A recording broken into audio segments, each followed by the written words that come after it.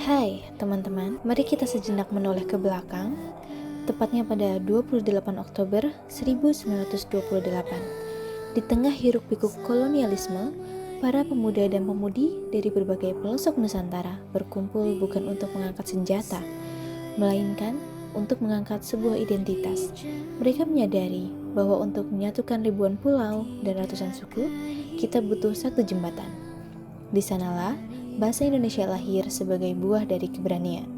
Ia bukan sekedar bahasa yang diberikan oleh penguasa, melainkan bahasa yang kita pilih sendiri untuk menjadi nyawa bagi kemerdekaan kita. Mengingat sejarah ini adalah cara kita menghargai darah dan air mata para pahlawan yang ingin kita bersatu dalam satu tutur kata. Keunikan dan kekuatan persatuan. Tahukah kalian betapa istimewanya posisi bahasa Indonesia di mata dunia? Banyak negara di dunia mengalami konflik berkepanjangan hanya karena perbedaan bahasa. Namun, kita, bangsa Indonesia, memiliki keajaiban yang bernama bahasa persatuan. Bahasa Indonesia adalah wadah besar yang menampung ribuan dialek lokal, menyerap kosakata dari Melayu, Sanskerta, Arab, hingga bahasa-bahasa Eropa, menjadikannya salah satu bahasa paling dinamis dan inklusif di dunia.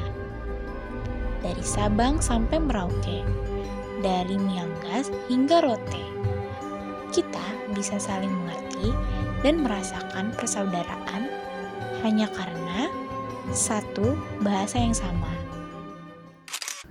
Namun kawan-kawan, di era globalisasi ini, kita seringkali melihat fenomena yang memprihatinkan.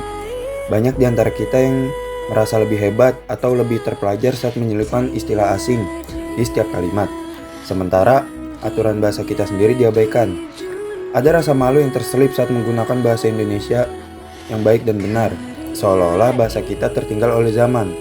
Padahal, bahasa adalah cerminan harga diri sebuah bangsa. Jika kita sendiri mulai abai dan merasa asing dengan bahasa ibu kita, maka perlahan-lahan identitas nasional kita akan luntur tertelan arus zaman. Prestasi bahasa Indonesia di dunia. Padahal di luar sana bahasa Indonesia sedang terbang tinggi. Saat ini bahasa Indonesia telah ditetapkan sebagai bahasa resmi di sidang umum UNESCO. Ribuan orang di Australia, Jepang, Korea, hingga Eropa mempelajari bahasa kita karena mereka kagum akan kesederhanaan strukturnya, namun dalam maknanya. Dunia melihat bahasa Indonesia sebagai bahasa masa depan yang penuh potensi.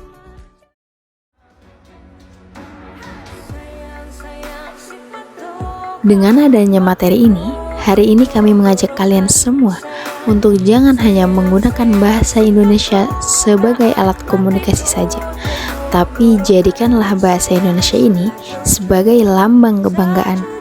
Mari kita gunakanlah bahasa Indonesia ini dengan penuh percaya diri, pelajari keindahannya dan lestarikan kekayaannya.